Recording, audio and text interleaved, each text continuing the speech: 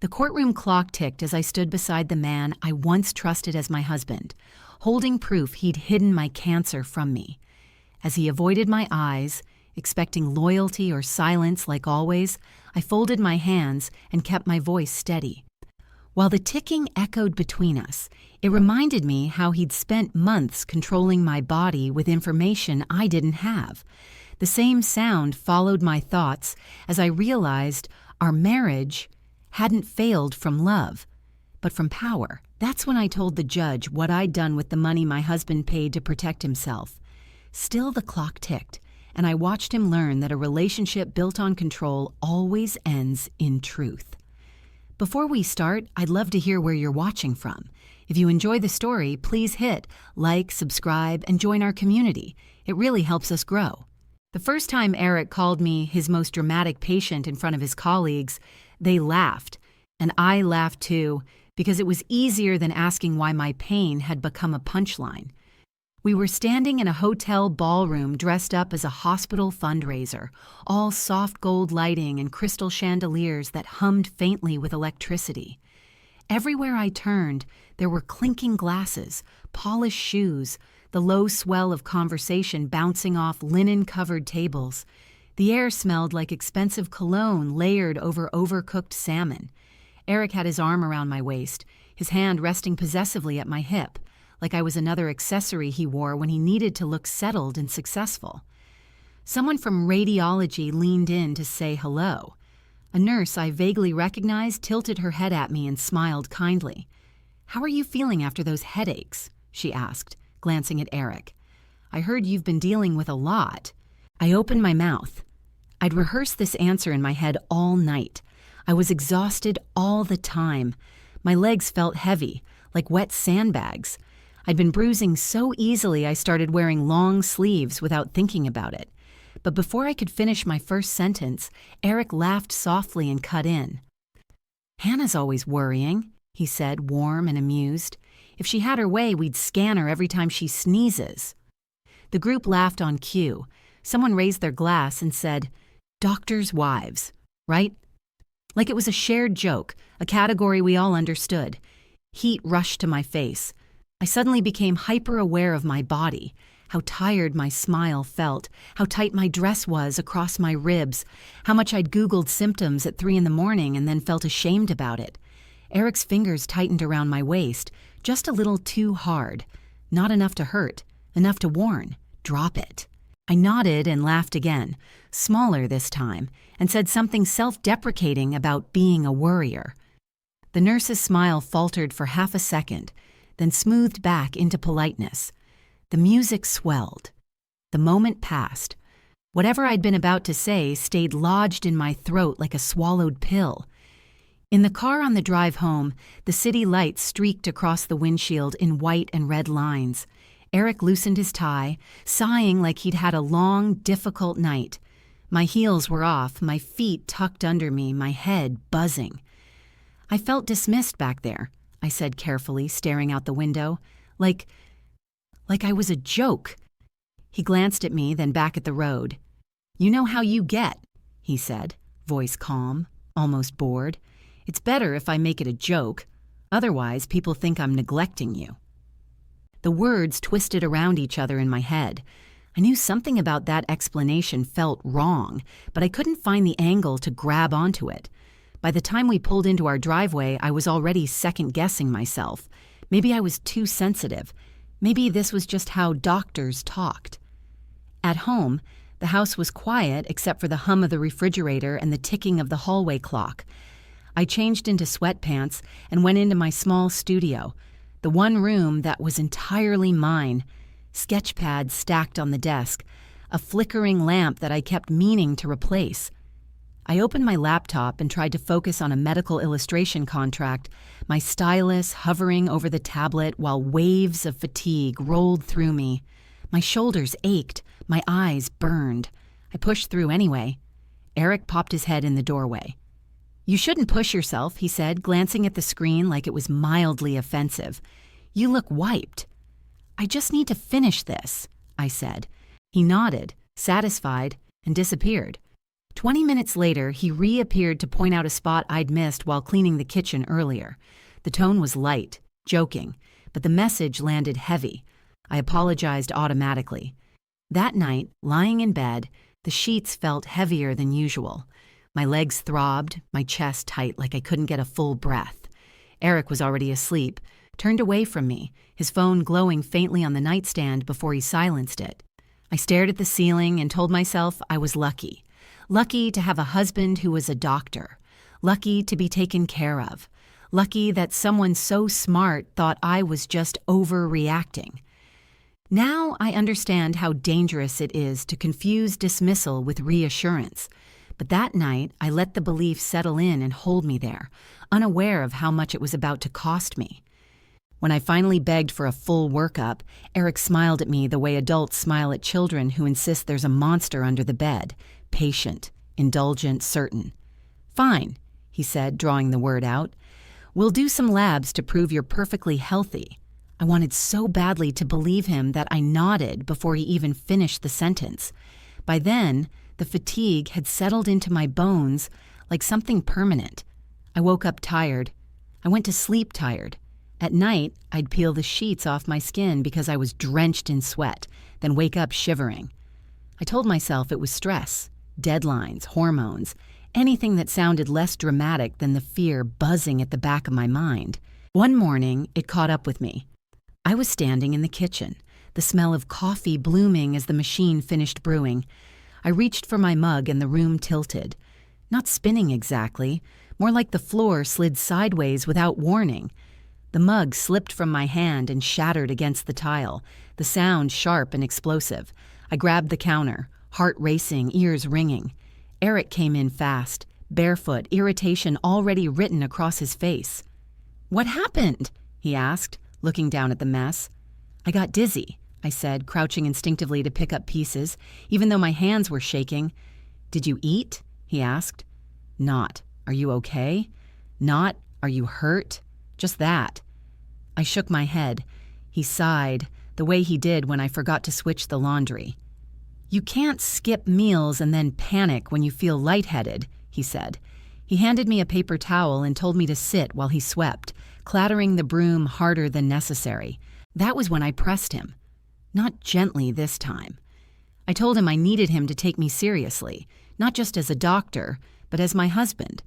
I told him something felt wrong in a way I couldn't explain, and that I was scared of being brushed off again.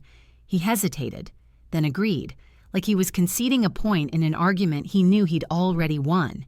He scheduled the labs through his hospital and insisted I come on his day off so he could handle everything personally. The phrase should have comforted me. Instead, it made my stomach tighten. The lab was all harsh, fluorescent light and the faint chemical smell of disinfectant. Machines hummed softly. The phlebotomist looked up when we walked in and smiled brightly.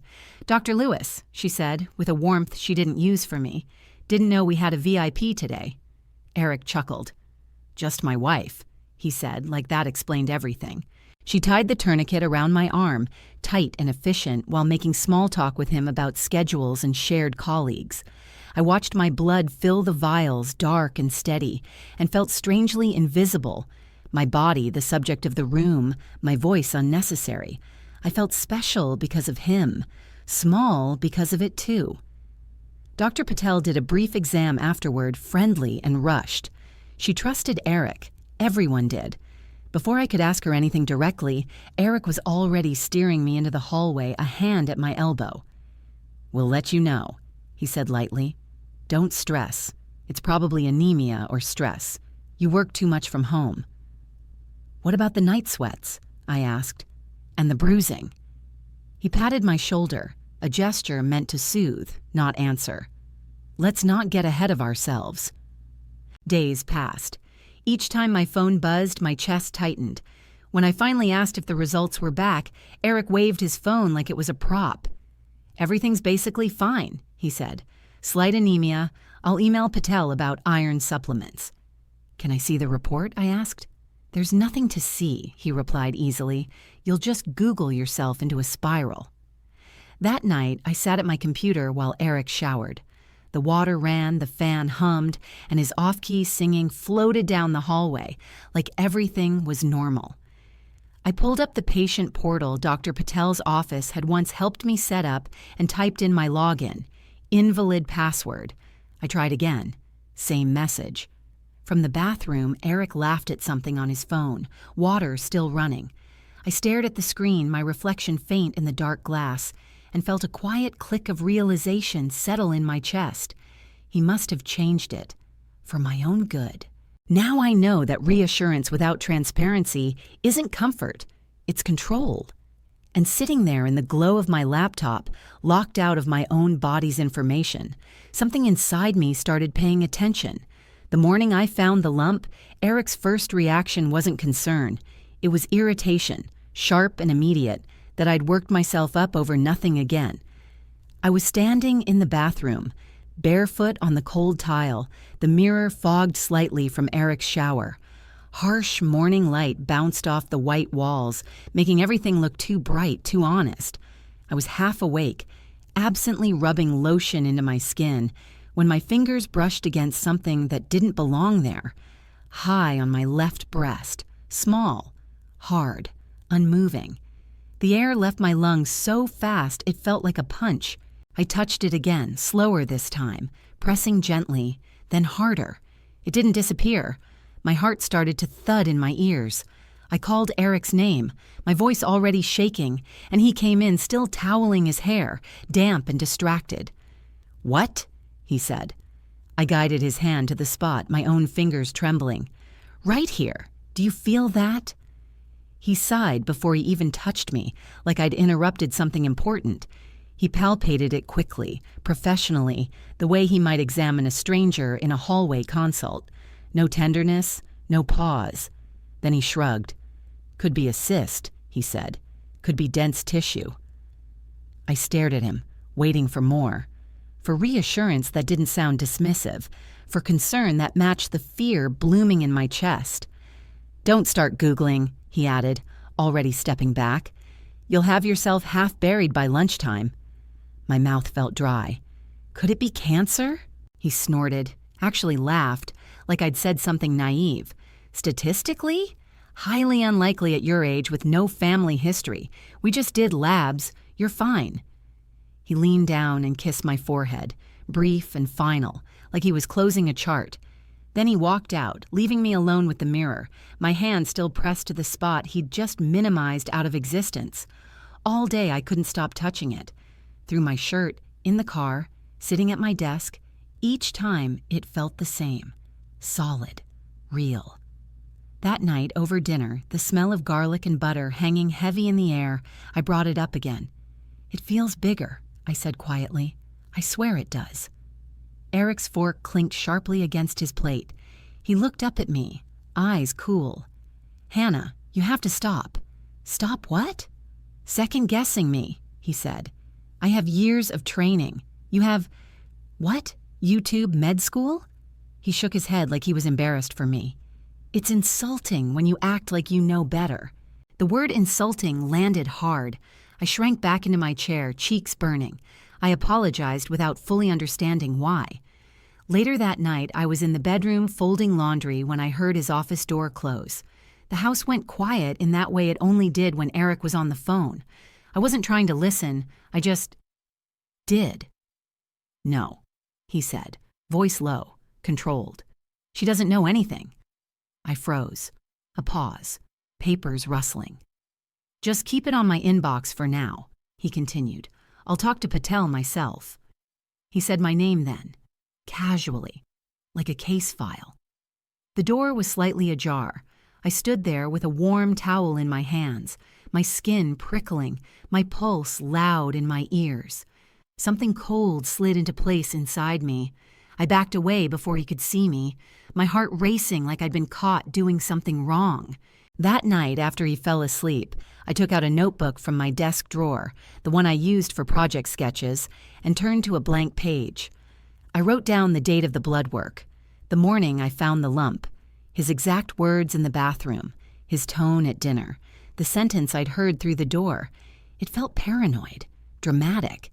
exactly the things he accused me of being, but it also felt like the only solid thing I had.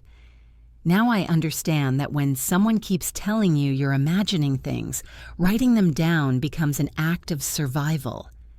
The first person to hint that something was off wasn't my husband. It was a nurse who asked me, casually, how I felt after my follow-up imaging I didn't even know existed. A week after the lump conversation, I sat in Dr. Patel's waiting room for what I thought was a routine check-in on my anemia. The room smelled like disinfectant and paper.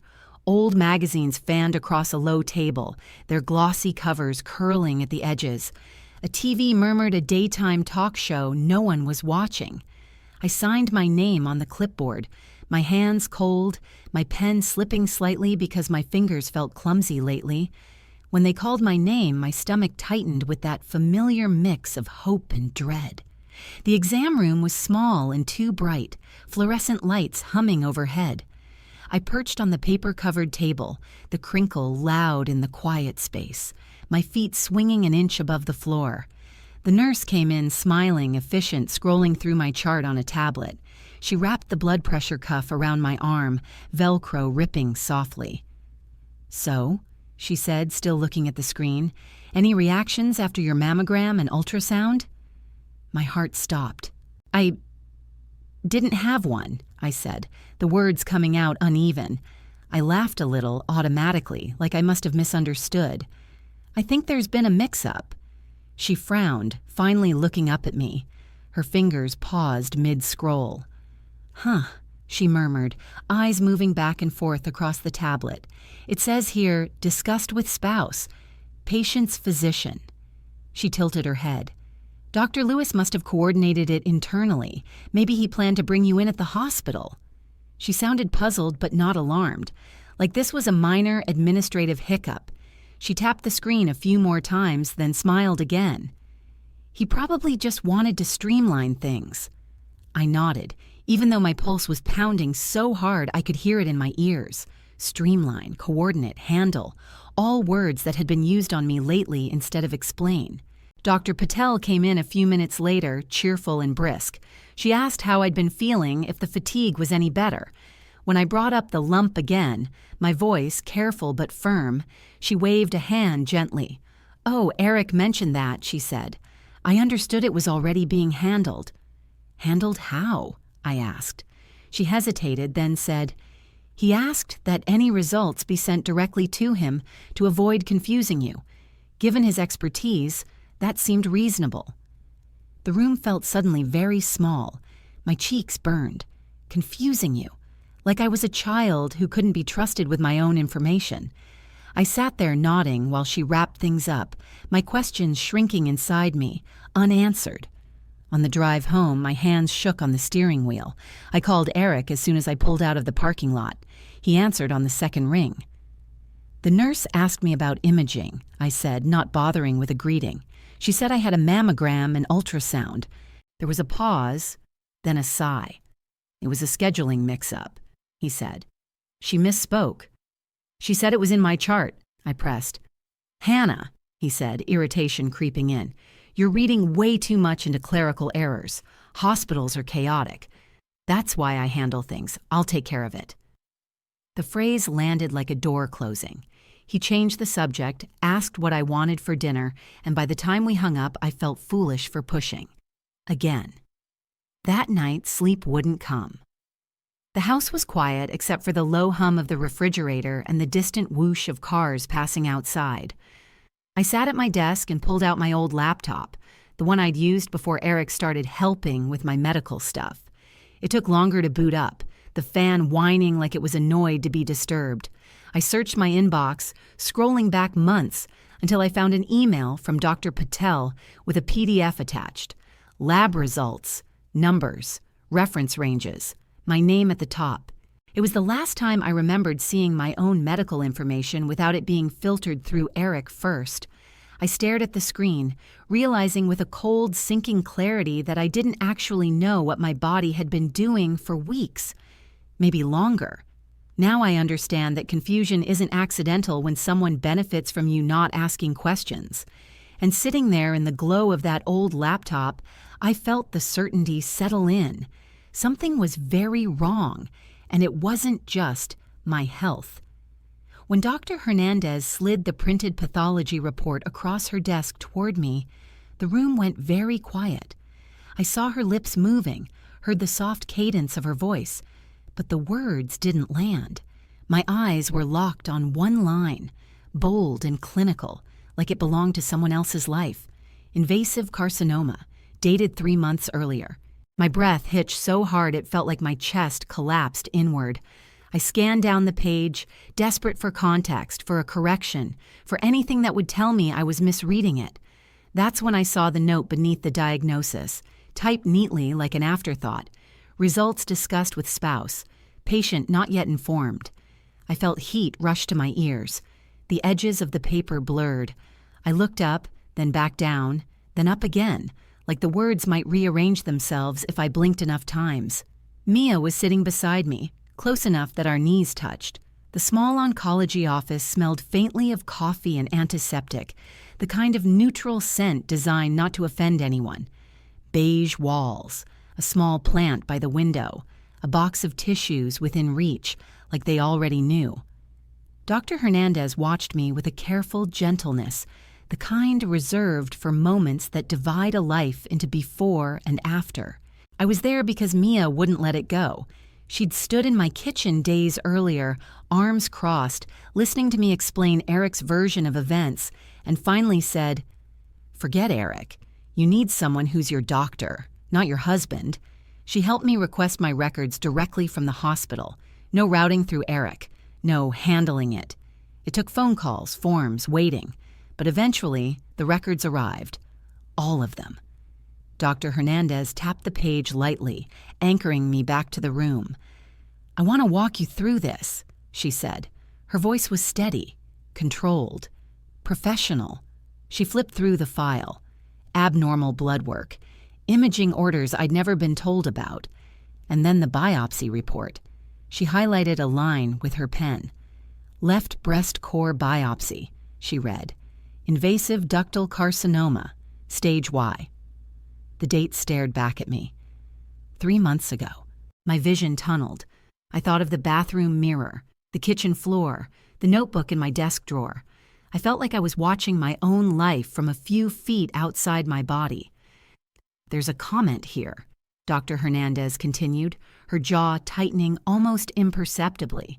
She turned the page so I could see it clearly. It says, "Results discussed with Dr. Eric Lewis, spouse and treating physician." She paused, then added quietly, "And this.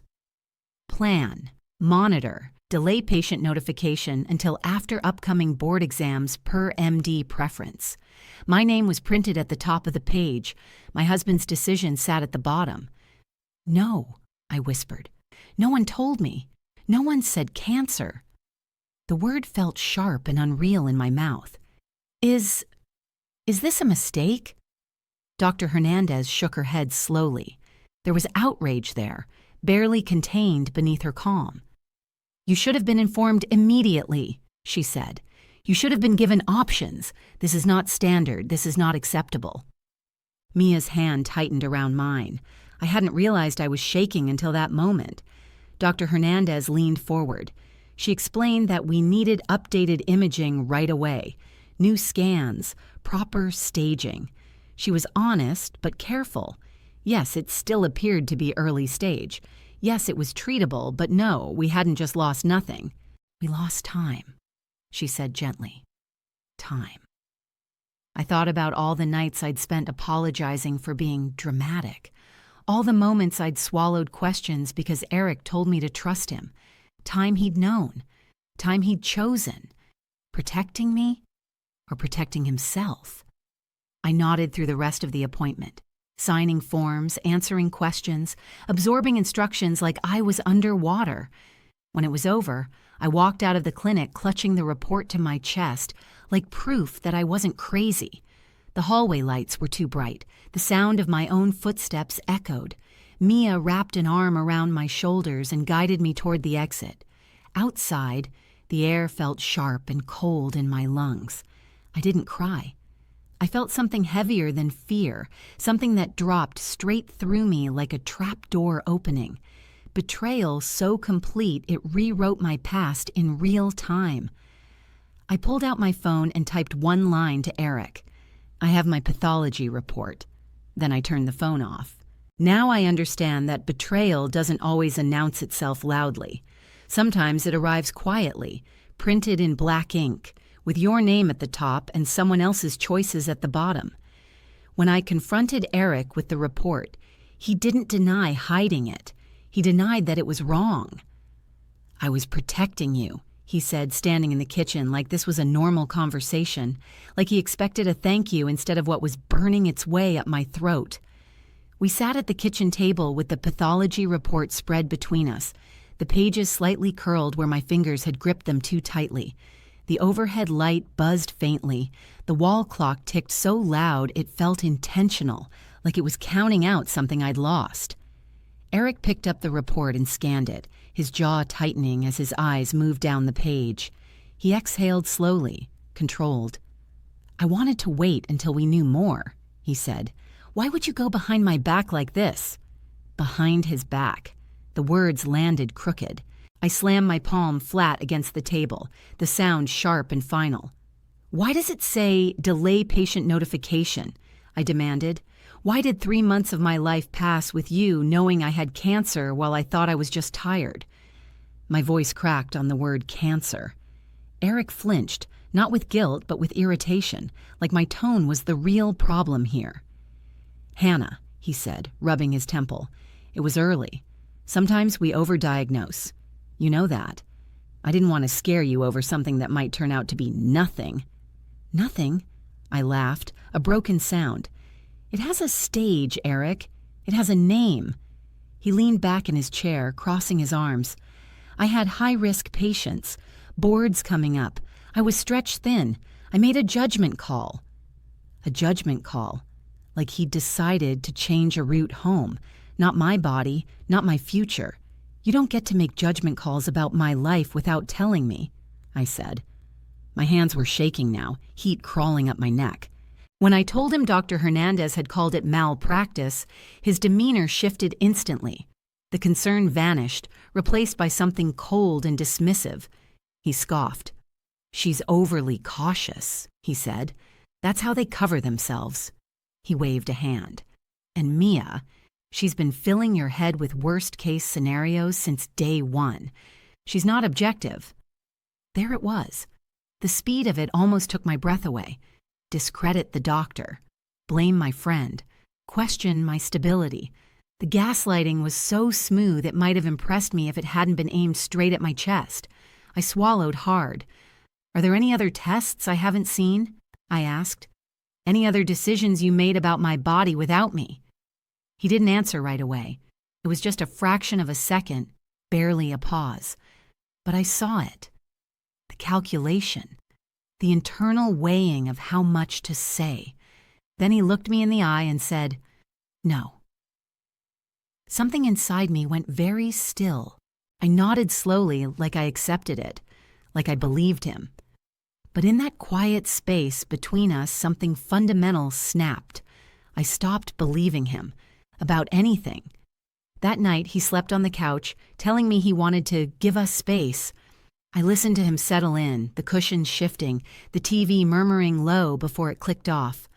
The house felt hollow without the sound of his breathing beside me. I went into my studio and sat at my desk. The pathology report lay under my hand, its edges cool against my skin. I opened my laptop and logged into my investment account, the one Eric barely acknowledged, the startup stock he always called monopoly money. The numbers loaded slowly, then appeared on the screen, solid and real. For years, I'd thought of that money as something abstract, nice to have someday, a bonus, not something to plan around. That night, I saw it differently. I rested my palm on the desk, feeling the grain of the wood, the steadiness of it. For the first time since the diagnosis, my fear shifted shape. It didn't disappear, but it sharpened, focused. Now I understand that protection without consent is just control dressed up as love. And sitting there alone, with the report and the numbers glowing on my screen, I realized I didn't have to stay trapped in someone else's version of care. Rachel didn't flinch when I told her my husband was the doctor who hid my diagnosis. "Then he's both your abuser and your defendant," she said without drama or hesitation. "We treat him as both." Her office was quiet in a way that felt intentional. No ringing phones, no rushing assistants, just the soft hum of a building settling and the faint scent of coffee that had gone cold hours earlier. Law books lined the shelves in neat rows, their spines cracked from use, not decoration. Framed degrees hung on the wall behind her desk, solid and unflashy, like they didn't need to impress anyone anymore. I handed her the pathology report first, then the page with the note that said, "Patient not yet informed," then the printed timeline I'd built from my notebook, dates, phrases, appointments, what he said and when. My hands trembled as I passed the papers across the desk. My voice shook when I started talking. Rachel's didn't, not once.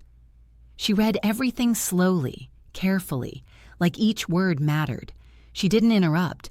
When she finally looked up, her expression was controlled but unmistakably sharp. "What he did crossed multiple lines," she said. "Ethical, marital, legal." She explained it in plain language, not legal theater. As a physician, Eric had a duty to ensure I was informed of my diagnosis promptly. That duty didn't disappear because he was married to me. It intensified. As my spouse, he used trust and proximity to conceal information that directly affected my health and choices. The harm wasn't just medical, it was relational. "This isn't a gray area," she said. "This is a breach." I waited for the speech about justice, about revenge. It didn't come. Instead, she talked about evidence, documentation, medical expert witnesses, the mechanics of a malpractice case, especially when the doctor and spouse were the same person. She warned me it wouldn't be quick or clean. There was no guarantee of a dramatic courtroom moment, just process, pressure, truth, slowly forced into the open. "I'm scared of destroying his career," I admitted, the words tumbling out before I could stop them. Rachel studied me for a long moment. Then she asked quietly, "What did he nearly destroy?" Her eyes flicked, just briefly, to my chest. The edge of my blouse dipped enough that the faint line of my lumpectomy scar was visible at the collar. I swallowed hard, my throat tight. We went through my options one by one. An internal hospital complaint, a report to the medical board, a civil malpractice suit, divorce. The word hung in the air heavier than the others. Rachel suggested we move slowly but decisively. First step, protect myself. "Separate bank accounts," she said. "Full copies of all medical records. We trace joint assets. We make sure you're not financially trapped." I hesitated, then told her about the startup stock payout, the one Eric always waved off as monopoly money because it wasn't his salary and didn't come with prestige. I explained that it was in an account under my name only. Rachel's eyes lit up for the first time. Not greed, strategy. "That means you can afford to protect yourself without asking him for a cent," she said. "He doesn't know that yet. Good." The word good landed like armor, snapping into place. I signed the retainer agreement with a pen that felt heavier than it should have. The check came from my own account, my name only. When I stood to leave, Rachel handed me a list of next steps and looked me straight in the eye. "You're not crazy," she said. "You're a patient with a case." Outside, the city noise rushed back in. Cars, voices, footsteps, but something inside me had gone quiet, steadier. Now I understand that the right word for what happened to me wasn't overreacting or misunderstanding. It was abuse. And for the first time since this started, someone with power had said it out loud and believed me. The forensic accountant didn't just find missing money. He found hotel charges and dinner bills labeled as conference expenses on the exact weeks I was waiting for answers I never got. We met Victor in a small, windowless office Rachel used for consultants. Neutral carpet, a humming printer in the corner, a whiteboard still faintly marked with someone else's numbers. He shook my hand gently, like he already understood this wasn't just about spreadsheets. At Rachel's suggestion, we framed it as preparing for a potential divorce. Nothing dramatic, just prudence. I handed over years of bank statements, credit card bills, and the color-coded folders Eric kept so meticulously labeled at home. Organized, he liked to call them. Control always looks like organization when you don't question it. Victor didn't waste time. He pulled everything into a model and walked me through it slowly, his voice calm, almost soothing. Eric's salary was substantial, just as I knew. Our joint account showed regular household expenses, mortgage payments, utilities, normal on the surface. Then Victor clicked to another tab. "There's an account here you're not listed on," he said, labeled Professional Development Fund. My stomach dropped. Transfers flowed into it steadily, bonuses, reimbursements, chunks of money that never touched our joint account. Victor explained it wasn't illegal by default, but it was telling. Eric had been using it like a slush fund. Victor pulled up the receipts tied to it. Upscale hotels, tasting menu restaurants, spa resort charges, conference fees that didn't match any actual conferences on Eric's professional calendar. He highlighted dates, sliding a printed sheet toward me. "These overlap with the period you mentioned," he said carefully, "between the biopsy and when you were informed." I stared at the numbers until they blurred. While I'd been lying in bed, sweating through sheets, wondering if my exhaustion was all in my head, Eric had been checking into a resort with eucalyptus towels and room service. Victor kept going, methodical. He showed me how aggressively we'd been paying down the mortgage, far more than I'd realized. My freelance income had been funneled into extra principal payments, quietly building equity. Meanwhile, Eric's bonus checks disappeared into that private account. In effect, Victor said, you were increasing shared equity while he maintained liquid cash. I felt nauseous. It wasn't just betrayal, it was arithmetic. My trust had been converted into numbers that worked against me. Rachel leaned forward. "This is dissipation of marital assets," she said. "He spent marital money on anything but his marital obligations." She paused, then added, "including your health." The words landed heavy and precise. I thought about every time Eric told me to relax, every appointment he'd waved off, every moment I'd apologized for needing more. And now, here it was, laid out cleanly. Dates, amounts, patterns. The story my body had been trying to tell me, translated into math. I authorized Victor to keep digging. No more half measures. I started a separate document on my laptop that night, logging everything. Appointments, missed calls, texts where Eric minimized my symptoms, moments when he told me I was imagining things. I wrote down dates with the same care he'd used to hide them. The house was quiet as I typed, the glow of the screen reflecting off the dark window. Eric was out late again, supposedly at a meeting. I didn't ask where. Rachel called before midnight. "The next step," she said, "is bringing the hospital into the light." I closed my laptop and sat there for a long moment, hands resting on the desk, feeling the weight of what I now knew. Not just what he'd done to my body, but what my life, my pain, my silence had been worth to him. Now I understand that betrayal isn't always loud or emotional. Sometimes it's tidy, itemized, and once you see it that clearly, you can't unsee it. Eric walked into the hospital hearing, wearing his white coat like armor. It was crisp, pressed, the name stitched neatly over his chest, like a reminder of who he was supposed to be in this building. He didn't look at me when he sat down. His arms crossed immediately, jaw clenched, posture rigid, controlled, confident, the way he always looked when he expected authority to do the work for him. The conference room was buried deep inside the hospital, far from patients and windows. A long table ran down the center, scarred from years of elbows and binders. Someone had brewed coffee hours ago. It sat in a carafe that smelled burnt and bitter. The blinds were half drawn, slicing the fluorescent light into dull stripes across the table. Present were Mr. Donnelly from Risk Management, two senior physicians I didn't recognize, an HR representative with a yellow legal pad, Rachel beside me, and Eric across the table. The air felt tight, like everyone was bracing for impact. Donnelly cleared his throat and opened with careful, legal-sounding language. A concern has been raised regarding Dr. Lewis's management of a family member's care, he said. Then he looked at me. Mrs. Lewis, we're asking you to describe your experience in your own words.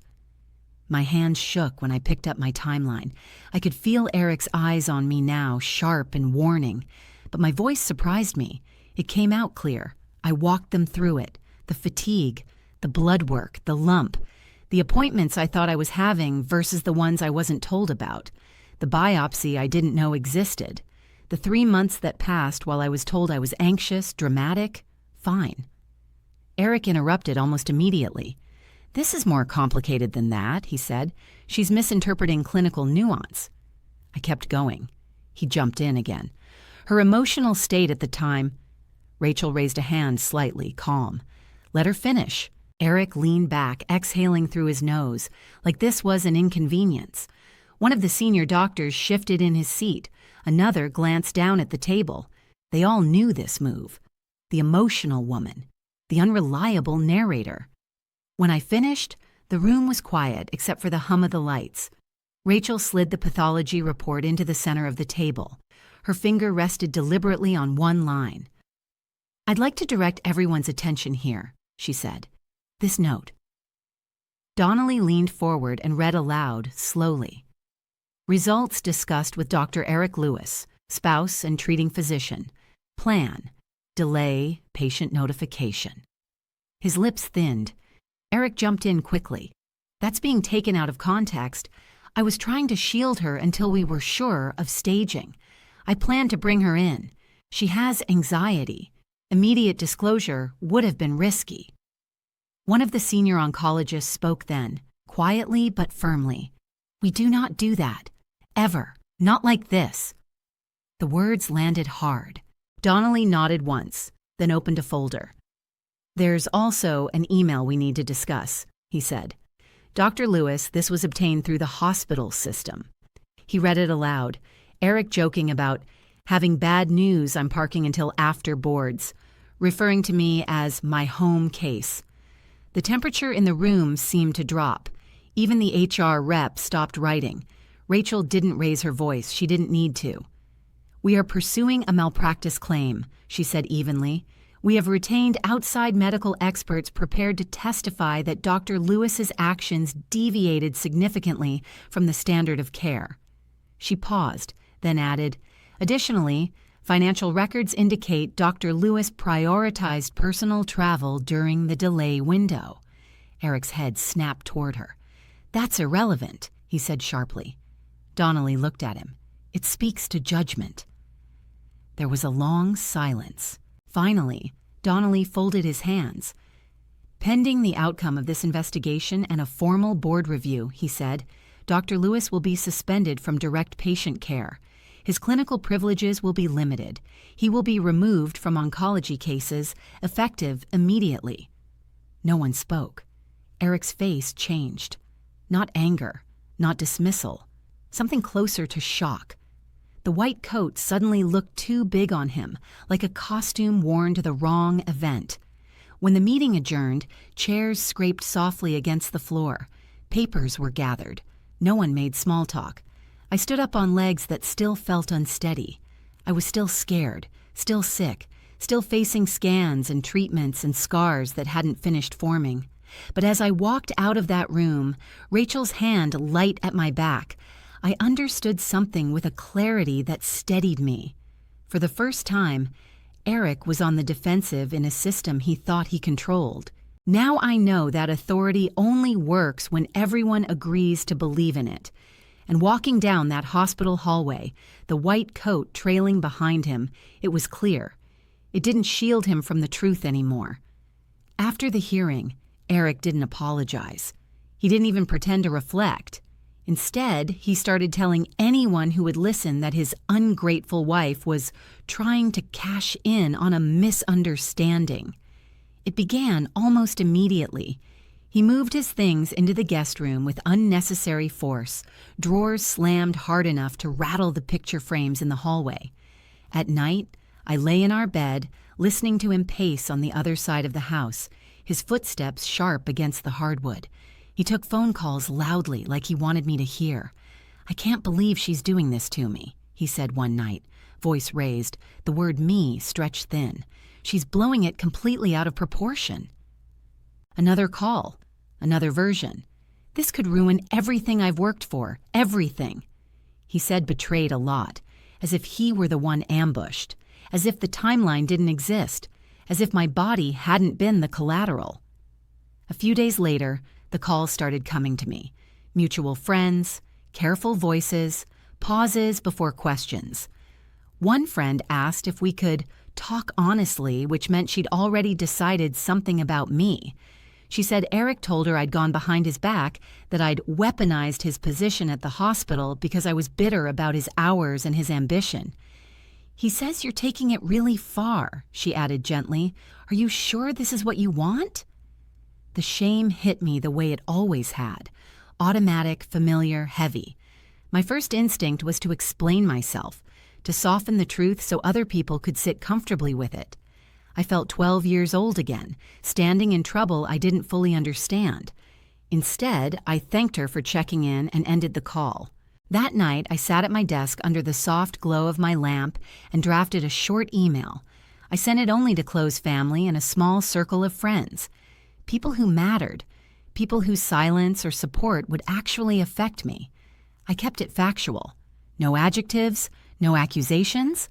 I explained that I'd been diagnosed with early-stage cancer, that the diagnosis had gone undisclosed to me for 3 months, that I was pursuing appropriate legal and medical channels. I attached a single page of the pathology report, my name blacked out for privacy. No commentary, no insults, just facts. The responses came in waves. Some were immediate and horrified, long emails full of anger on my behalf, offers to help, to cook, to sit with me during appointments. Others never responded at all. The quiet felt loud. Then a message came in from Eric's sister. "I love my brother," she wrote, "but I'm glad you're doing this. I've seen how he dismisses women's pain." I stared at that line for a long time. It was the first time someone from his side said the thing out loud, the thing I'd been swallowing for years. Eric confronted me in the kitchen 2 nights later. I was rinsing a mug when he came in, the overhead light harsh, the smell of dish soap sharp in the air. "You're turning people against me," he said. "Do you have any idea what this is doing to my reputation, to my chances of becoming department chair?" I turned off the faucet slowly.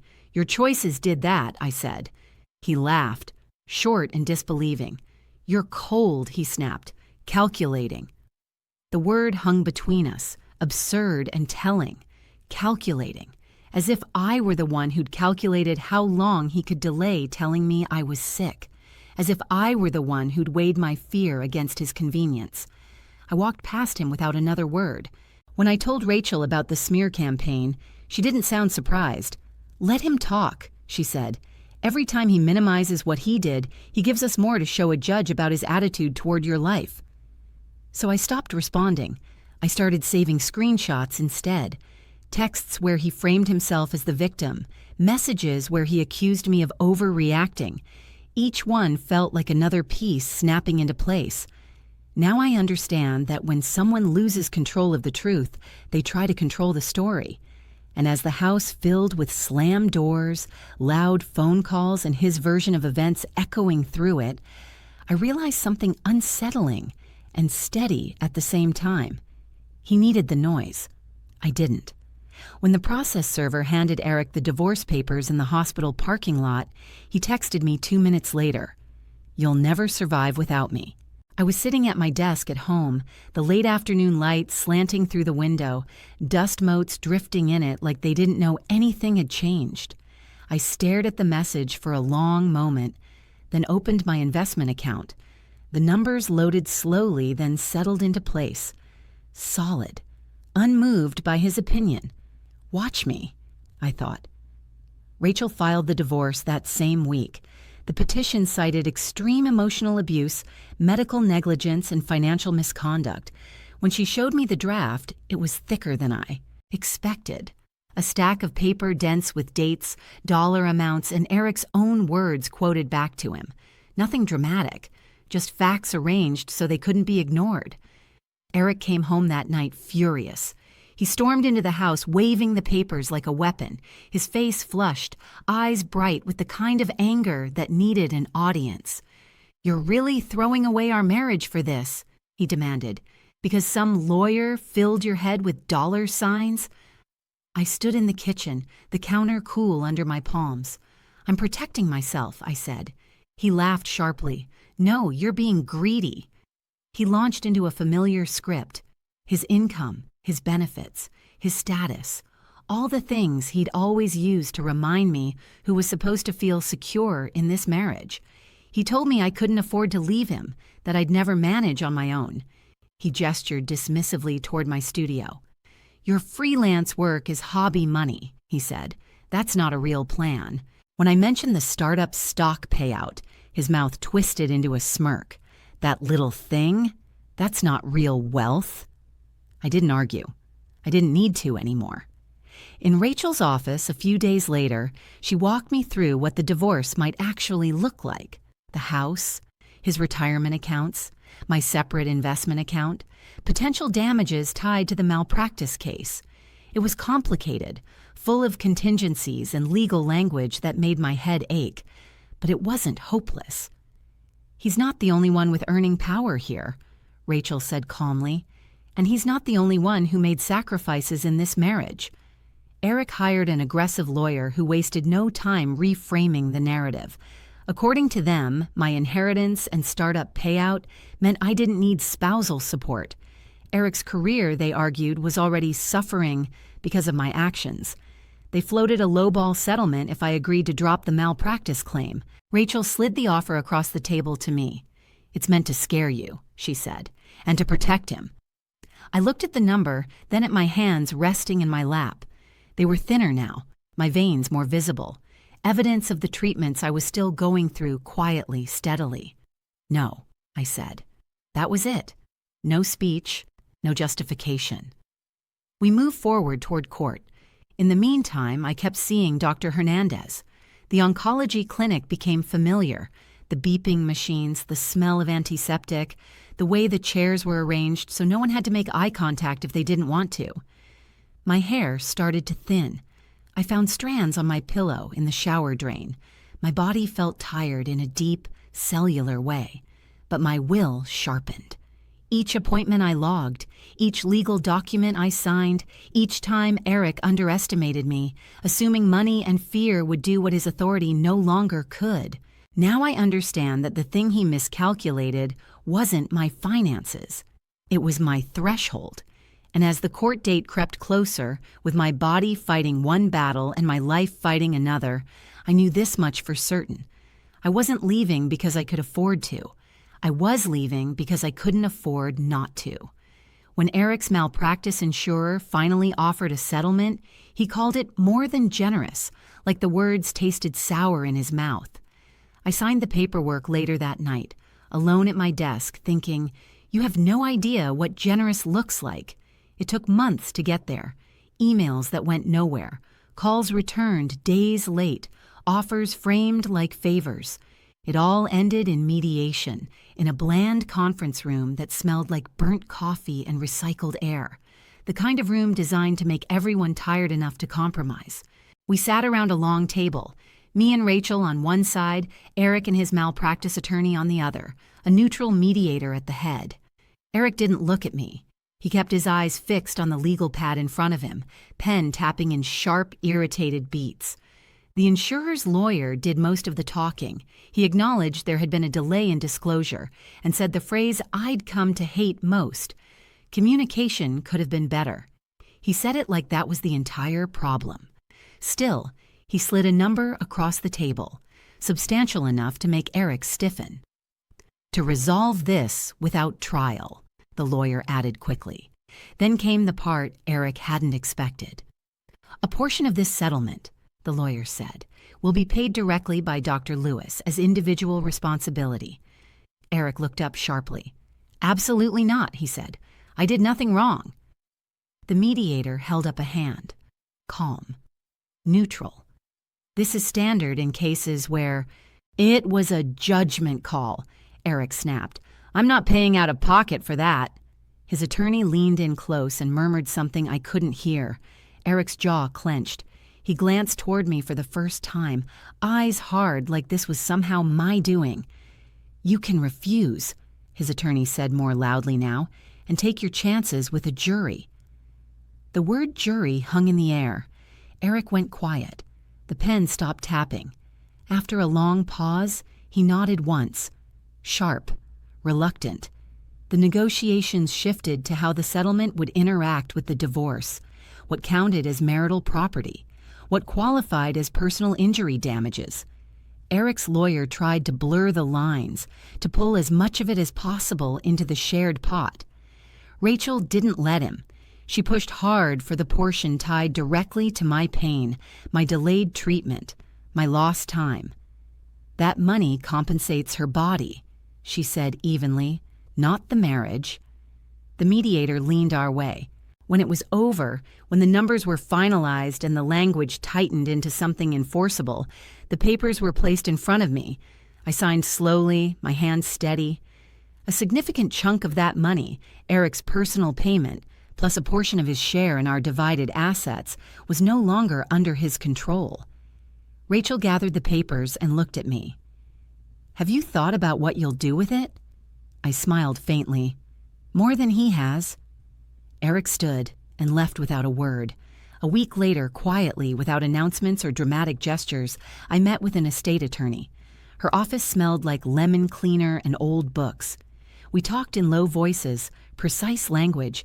I set up an independent foundation account and chose a name carefully, the Hannah Lewis Patient Rights Fund. I seeded it with money that technically came from Eric's pocket and our settlement. The mission was simple and narrow, funding second opinions, legal consultations, and patient advocacy for people whose diagnoses were delayed or dismissed, especially when power and proximity were involved.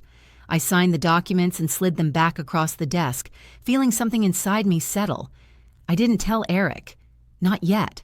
Now I understand that money doesn't undo harm, but it can be redirected. And as the foundation account opened, quiet and official, I felt the shape of what came next forming just beyond the edge of his awareness. In court, Eric expected to argue over how much he'd lost because of me. He didn't expect to hear how much he'd already given, without knowing, to a fund named after the right he took from me. The courtroom smelled like old wood and stale air, the kind of place where stories hardened into records. The benches creaked when people shifted. A seal hung behind the judge, catching the fluorescent light in dull flashes. This hearing was supposed to be procedural, finalizing the divorce, formally acknowledging how the malpractice settlement affected our finances. But nothing about it felt small. The judge was brisk, efficient, eyes sharp above reading glasses. She asked questions that cut straight through posturing. Eric sat at the defense table in a dark suit that didn't quite sit right on him, his hands folded too tightly. He looked thinner, tired, stripped of the easy confidence he wore like a second skin. His lawyer went first. He spoke smoothly about unfair damage to Eric's career, about public overreaction. He listed the consequences like they were natural disasters: suspension from oncology, a stalled promotion, rumors that made it difficult to find comparable positions. He framed Eric as a man punished beyond proportion for a mistake that had been misunderstood. Rachel stood when it was her turn, calm as always. She didn't raise her voice. She didn't need to. She laid out the facts. Eric's own admission that he delayed disclosure, the hospital's internal findings, the expert opinions that said plainly what should have happened and didn't, the settlement he agreed to when faced with a jury. She added that the state medical board had placed him on probation with strict monitoring and barred him from treating family members ever again. His white coat, Rachel said evenly, is permanently stained by a breach of trust, medical and marital. The judge nodded, pen moving. When she ruled, her words came clipped and deliberate. I kept the house. Eric retained certain retirement accounts. Support was structured to recognize both my health challenges and my separate earning potential. The judge emphasized Eric's breach of trust as a deciding factor, naming it directly, like something that needed to be spoken to exist. Then Rachel asked for permission for me to make a brief statement. Eric's head snapped up. His expression tightened, irritated, like he was bracing for something petty, a victory lap, a speech about shopping sprees or living my best life. The judge looked at me. "You may speak." I stood. The wood floor felt solid beneath my shoes. My hands shook only slightly. I could hear my breathing, slow and controlled. "I established an independent nonprofit," I said, my voice steady, "the Hannah Lewis Patient Rights Fund." Eric frowned, confused. "It's seeded with money from the settlement," I continued, "including the portion paid personally by Dr. Lewis and a portion of his share in our divided assets." A murmur rippled through the room. "The fund exists to pay for independent second opinions, legal consultations, and patient advocacy for people whose diagnoses were delayed or dismissed," I said, "especially when the physician involved is a family member." Eric's face drained of color as the meaning landed. Not all at once. In waves. I went on. "The fund will also publish anonymized case studies and work with hospitals on policy changes, so it's harder for what happened to me to happen to anyone else." The courtroom was quiet now, the air charged. I could feel eyes on me, curiosity, approval, something like relief. The judge nodded, a small but unmistakable gesture. "The court commends the constructive use of these funds," she said. "Let the record reflect that Dr. Lewis's personal contribution has allowed this remedial work to begin." It wasn't an official punishment. There was no gavel slam for karma, but it was a narrative Eric could never outrun. When we stood to leave, chairs scraped softly. Papers were gathered. Eric leaned toward me as we passed each other, his voice low and sharp. "You used my money to humiliate me," he hissed. I met his eyes. "No," I said quietly. "You humiliated yourself. I used your money to make sure it means something." For once, he had no comeback. Now I understand that collapse doesn't always look like shouting or handcuffs. Sometimes it's quieter. Sometimes it's watching your name, your money, your story become a tool for the very accountability you avoided, set in motion, recorded, and beyond your control. After court, my days stopped revolving around appointments with lawyers and doctors and started revolving around women who sounded like I used to. I moved into a small apartment with big windows that caught the morning light just right. The floors creaked when I walked barefoot.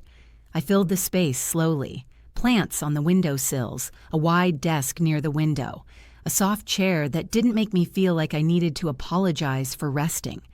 For the first time in a long while, my home felt like it belonged to my body instead of working around someone else's schedule. I split my time between paid illustration work and volunteering as director of the Patient Rights Fund. In the mornings, I drew medical diagrams, clean lines, careful detail. In the afternoons, I answered emails. We started small. A simple website, a hotline number that forwarded to a shared phone, a growing list of trusted second opinion providers who agreed to see patients quickly and without judgment. The emails came faster than I expected. Women who had been told they were overreacting.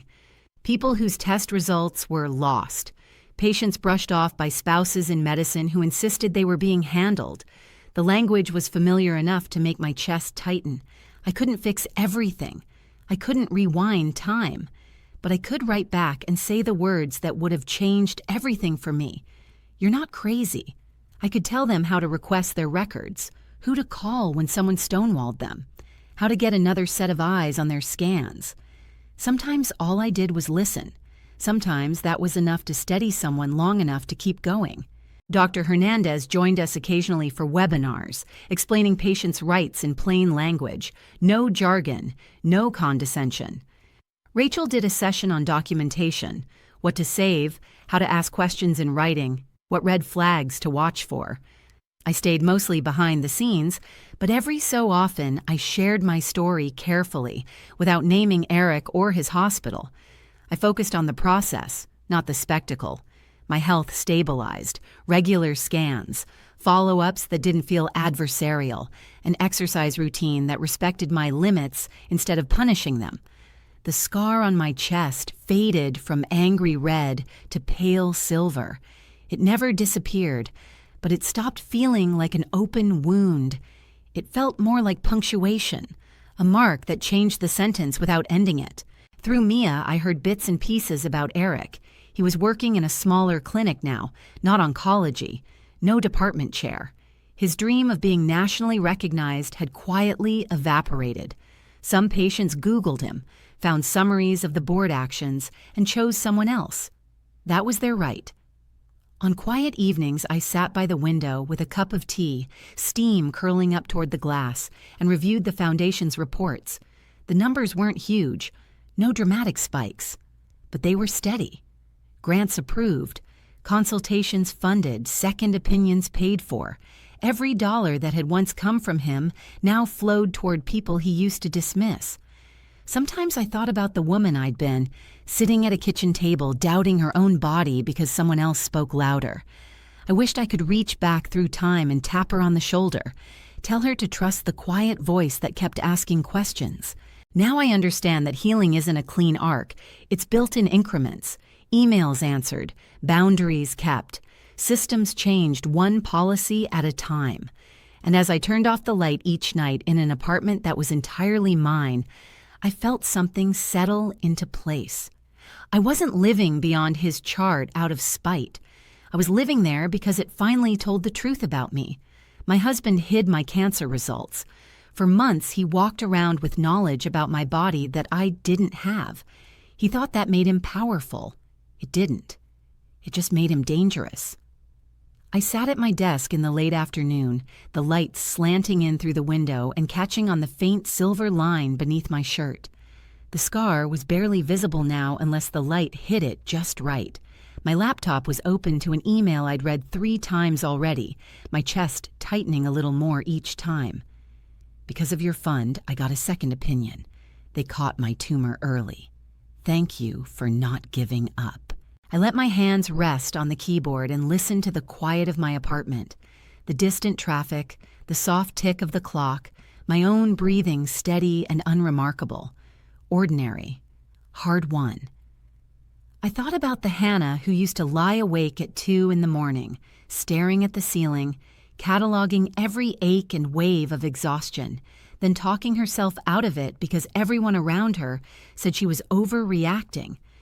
I remembered how she apologized for needing rest, how she laughed when her pain became a joke because it was easier than insisting it mattered. I thought about the Hannah who sat in a stranger's office and saw her own diagnosis for the first time on a printed report, dated 3 months earlier, how the room had tilted, how betrayal had landed heavier than fear, how she'd wondered, in a quiet and terrifying way, how many other things she didn't know about her own life. Today I know something that version of me couldn't yet grasp. Knowing the truth, even late, even painfully, is always better than living inside someone else's comforting lie. I know that certainty doesn't come from being protected. It comes from being informed. And I know that money taken from harm can be turned into help if you're willing to let go of small revenge fantasies and aim for something that lasts longer than anger. Eric will probably always tell his version of the story. That I blew things out of proportion, that the board was too harsh, that I took him for everything. People who want to believe him will. That's their choice. I don't need to manage it anymore. My choice is simpler and harder, to keep building a life where my body isn't negotiated away in private emails, where my medical records belong to me, where my bank accounts don't come with conditions attached, to keep teaching other patients that "no" and "show me" are complete sentences. That asking questions isn't disrespect, it's survival. Some days the work feels heavy, the emails stack up, the stories blur together. I still get tired. I still have scans that make my stomach knot until the results come back. Healing didn't turn me fearless, it just made me honest. As the light faded, I closed my laptop and stood, stretching slowly, feeling the solidness of the floor beneath my feet. I turned off the lamp, letting the room fall into shadow, and reached for the small silver necklace I wore almost every day. Mia gave it to me after my surgery. It was simple, unassuming. On the back, a single word was engraved: survivor. It doesn't just mean surviving cancer. It means surviving being minimized, surviving being lied to by someone who claimed authority over my body and my future. It means living long enough and clearly enough to decide what comes next. I touched the necklace once, steady and deliberate, then let my hand fall. What he took from me was time and certainty and trust. What he didn't take was my ability to choose what those losses would become. And every day I wake up, answer the emails, fund the second opinions, and keep my life honest, I make the same choice again, not to get even, but to do something better with what he tried to take.